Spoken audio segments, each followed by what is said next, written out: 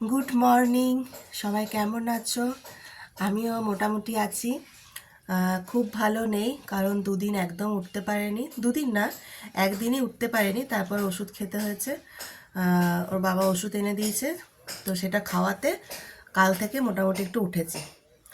তো উঠে একটু জোর পেয়েছি, তাও উইক লাগছে। মানে খুব হাঁটাচলা করলে, বেশি ক্ষণ দাঁড়ালে করলে মাথাটা ঘুরে যাচ্ছে। আর গলা ব্যথা, নাক জ্বালা, এগুলো তো আছেই, গলা শুনেই বুঝতে পারবে। তো আজকে হচ্ছে 25শে ডিসেম্বর, বুধবার। তো চলো আজকের দিনটা কেমন করে কাটাই তোমাদের সাথে শেয়ার করব। তো এখন বাজে হচ্ছে 9:30। 9টায় উঠেছি, উঠে গেছি অনেকক্ষণ, কিন্তু শুয়েছিলাম, যে আর একটু শুই শুই করে আমার শোয়া হয়ে গেছে। আর উঠেই আমি স্নান করে নিয়েছি, এরপরে পুজো করব। স্নান করে ভাবলাম পুজোটা আগে সেরে নিই। আর বাসি ঘর তোর এমনি গোছানো হয়ে গেছে, এবার মাসি এসে বাকি কাজগুলো করে নেবে। আর তার মাঝখানে টিফিনটাও করে নেব।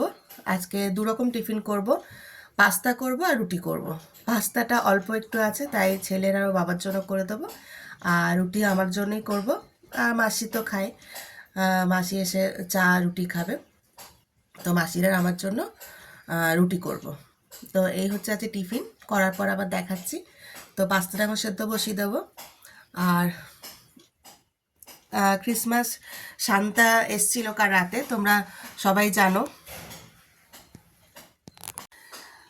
এখন আমাদের সময় অতটা চল হয়তো ছিল না যে সান্তা ক্লজ রাতে এসে গিফট দিয়ে যায় এ যায়। তো এখনকার বাচ্চাদের জন্য তো সেটা খুবই চল হয়েছে, যে ওরা মনে করে যে সান্তা রাত্রিবেলায় আসে, এসে আমাদের গিফট দিয়ে যায়। তো আমার ছেলেও প্রত্যেক বছরই গিফট পেয়েছে সান্তার কাছ থেকে।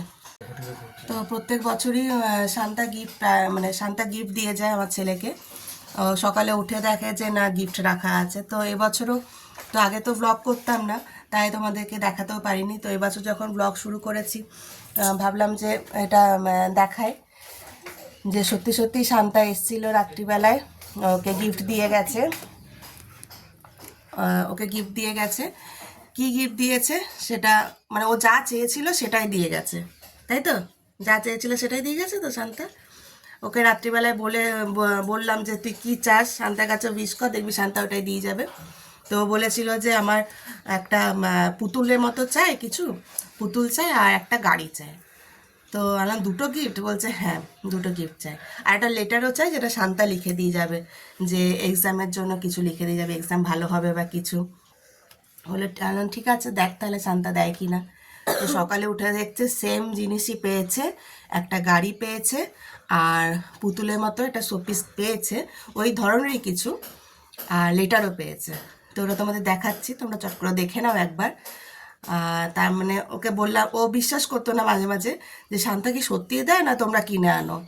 নাম যে আমরা কী করে রাত্রিবেলায় কিনে আনবো, তুই যা সকালে চা সেটাই তো পেয়ে যাস। তো এবারে যাক, ও বিশ্বাস করেছে যে ও যেটা চেয়েছে কিছুটা একই রকম, বলতে গেলে ওরকমই পেয়েছে। হ্যাঁ, যিশু নিজেই এসছে আমাদের বাড়িতে, তোমরা দেখতেই পাবে ভিডিওটা। আর সব সময় না মিললেও প্রায় যেটা চাই সেটা মিলেই যায়, প্রায় সময় মিলে যায়। এবারে তো পুরোপুরি মিলে গেছে। তো দেখো শান্তা কি দিয়েছে, তোমরা ভিডিওটা দেখো, তারপরে আবার আসছি। তো দেখো, ও সকালে ঘুম থেকে উঠেই দেখছে ওর মাথার কাছে গিফট রাখা আছে। ও যা যা চেয়েছিল তাই।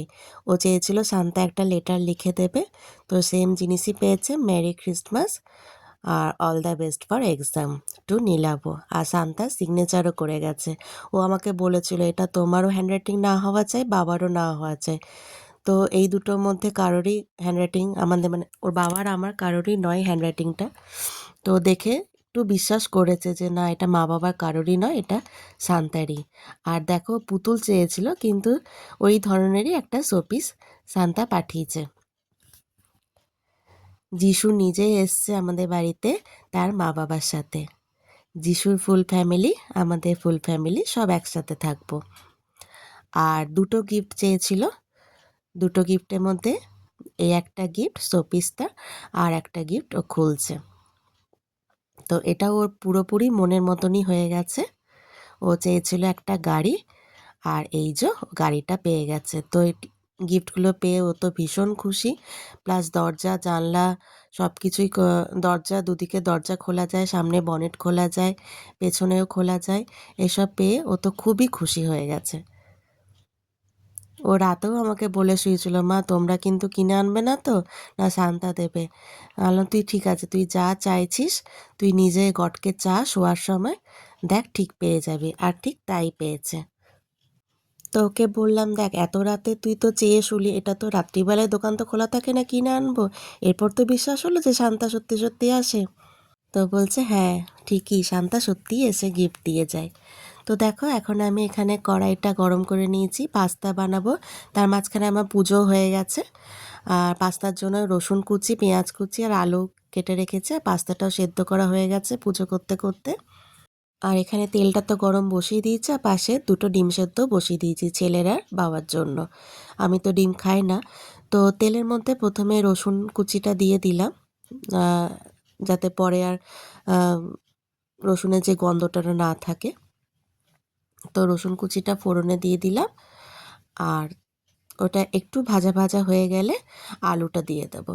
আর পেঁয়াজটা একটু পরে দেবো, কারণ পেঁয়াজটা পুড়ে যাওয়ার ভয় থাকে। আলুটা হালকা ভাজা হয়ে গেলে তারপর পেঁয়াজটা দেবো। আর রসুন আর আলুটা ভালো করে ভেজে নেব। পাস্তা অনেক রকমভাবেই করা যায়, যে যেরকম পারবে সেরকমভাবেই করতে পারে। তো দেখো আলুটা দিয়ে আমি চাপা দিয়ে দিয়েছিলাম, তারপরে আবার ঢাকাটা খুলে দেখলাম আলুটা প্রায় সেদ্ধ হয়ে গেছে। পাস্তা অনেক রকমভাবেই করা যায়, যে যেরকম খুশি পারবে সেরকমভাবেই করতে পারো। আমি আমার মতো কিভাবে করি সেটাই আজ তোমাদেরকে দেখালাম। তো দেখো আলুটা ভাজা হয়ে গেছে প্রায়, তারপরে পেঁয়াজ কুচিটা আমি দিয়ে দিলাম। আর আগে যদি পেঁয়াজটা দিতাম না, পুরো লাল হয়ে একটু পোড়া পোড়া হয়ে যেত। পেঁয়াজটা নরম হয়ে যাবে এক্ষুনি। নুন দিয়ে দেবো তারপরে। পাস্তা করতে কিন্তু একদমই সময় লাগে না, খুব কম সময়ে, আর খুব ভালো লাগে খেতে। তাড়াতাড়ি হয়েও যায়, খেতেও খুব টেস্টি হয়। তো দেখো আমি নুনটাও দিয়ে দিয়েছি মাঝখানে। নুনটা দিয়ে ভালো করে নাড়াচাড়া করে নিচ্ছি।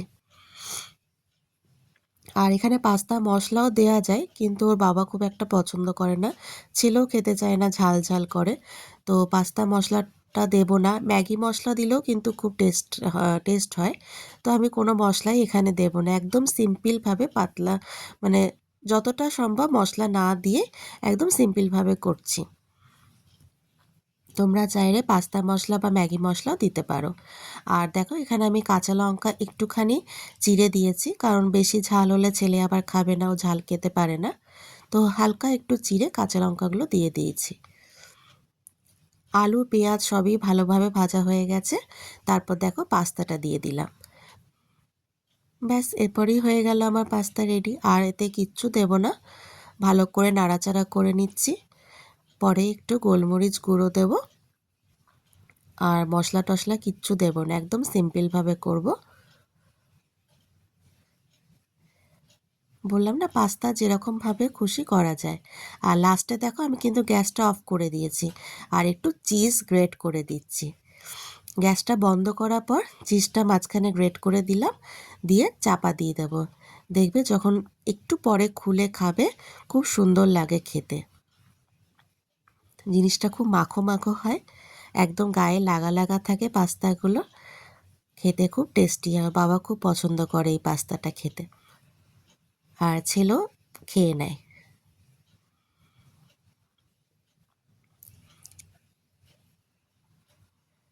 এতে আরও সবজি দিলে হতো, গাজর বিনস দিলেও ভালো লাগতো, কিন্তু আমার কাছে কোনো সবজি ছিল না বলে আমি শুধু আলু দিয়েই করলাম, আলু আর পেঁয়াজ দিয়ে।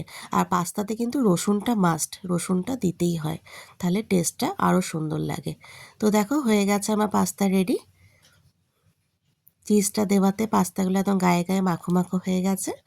তো এখন ছেলেকে দিয়ে দিই, খেয়ে নিক, ওর বাবা একটু পরে খাবে বলল। কোনো রকম মশলা ছাড়াই সিম্পলভাবে পাস্তা রেসিপি তোমাদের সাথে একটু শেয়ার করলাম। এরকমভাবে করে দেখো, ভালো লাগবে খেতে।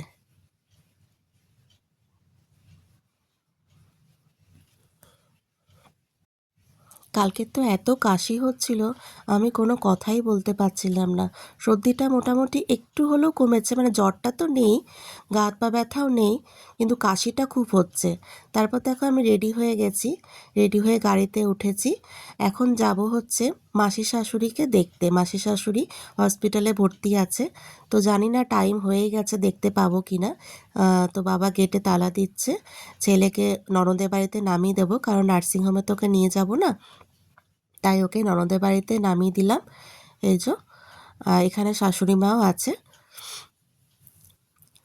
ওকে ননদের বাড়িতে রেখে দিয়ে আমরা নার্সিংহোমে যাব মাসি শাশুড়িকে দেখে আসতে। কিন্তু কপাল খারাপ, দেখতে পেলাম না। 11টা থেকে 12টা অবধি টাইম ছিল।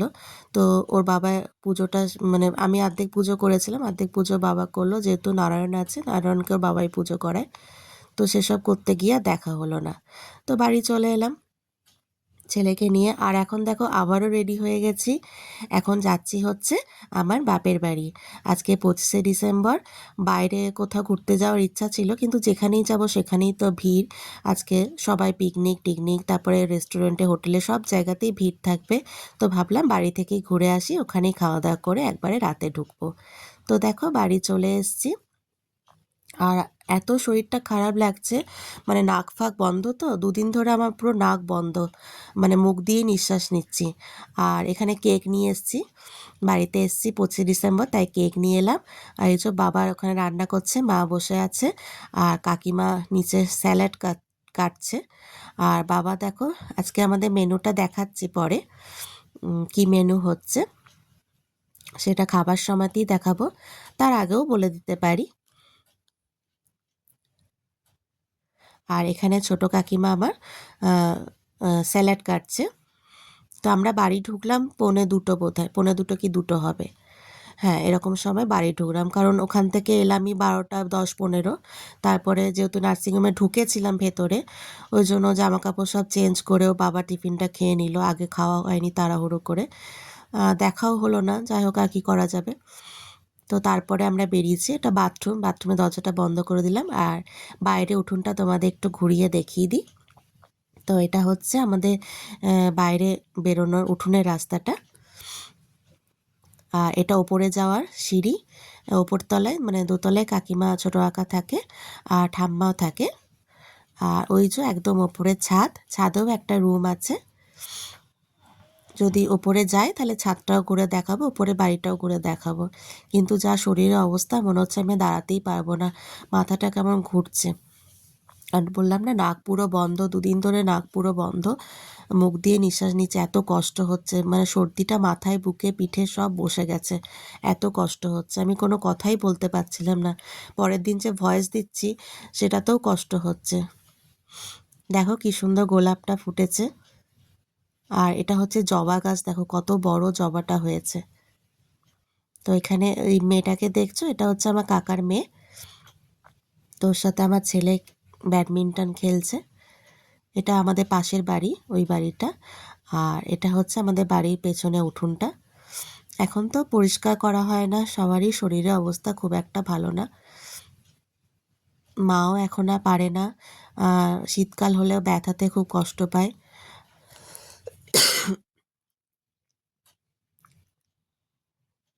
এখন বয়স বলে না, সবাই দেখছে এখন শরীর নিয়ে খুবই ভুগছে, বিশেষ করে ব্যথা ট্যাথাগুলো এখন অল্প বয়স থেকে শুরু করে বেশি বয়স সবারই হচ্ছে। এটা হচ্ছে কুয়ো, ওই যে জল আছে, কি অবস্থা দেখেছো, কুয়োটা আগে খুব সুন্দর পরিষ্কার পরিচ্ছন্নই থাকতো, কিন্তু এখন আর হয়ে ওঠে না, কারো পক্ষে করা সম্ভব হয়ে ওঠে না। আর লোক দিয়ে করাবে, সে প্রচুর টাকা নিয়ে নেয়।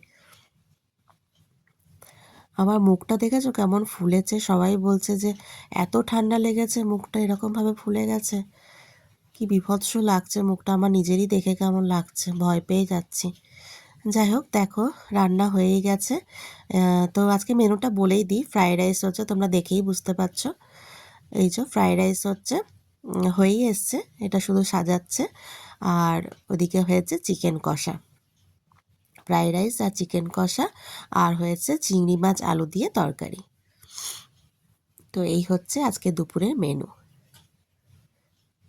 তো প্রথমে বাচ্চারা খেতে বসে গেছে, একটু লেট করে ফেলেছি ক্যামেরাটা করতে। ওদের প্রায় খাওয়া হয়ে গেছে। আর এই যে আমার ভাই, কাকার ছেলে, কাকার ছেলে আর কাকার মেয়ে, আর এই হচ্ছে আমার ছেলে। তো দেখো খাওয়া দাওয়া আমাদেরও হয়ে গেছিলো, তারপরে আর ভিডিওটা করা হয়নি। মানে আমি খেতে বসেছি সেই ভিডিওটা করা হয়নি। খাওয়া দাওয়া করে ভাই বলল যে এখানে একটা পার্ক আছে, যাবে আমাদের সামনেই?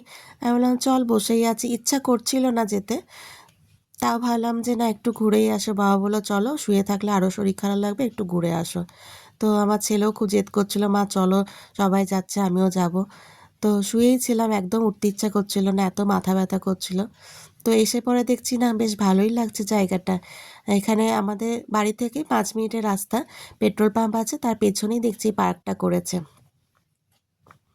আমার অবস্থা থেকে আমার নিজেরই হাসি পাচ্ছে, মুখটা দেখে কি করব। এরকমভাবে ফুলেছে, কেমন যেন লাগছে, অসুস্থ রুগী একটা। অসুস্থ তো একটু আছি। তো দেখো পার্কটা বেশ সুন্দর, ফ্রিতে, কোনো টাকা লাগে না ঢোকার জন্য। পেট্রোল পাম্পের ঠিক পেছনেই করেছে, খুব সুন্দর পার্কটা।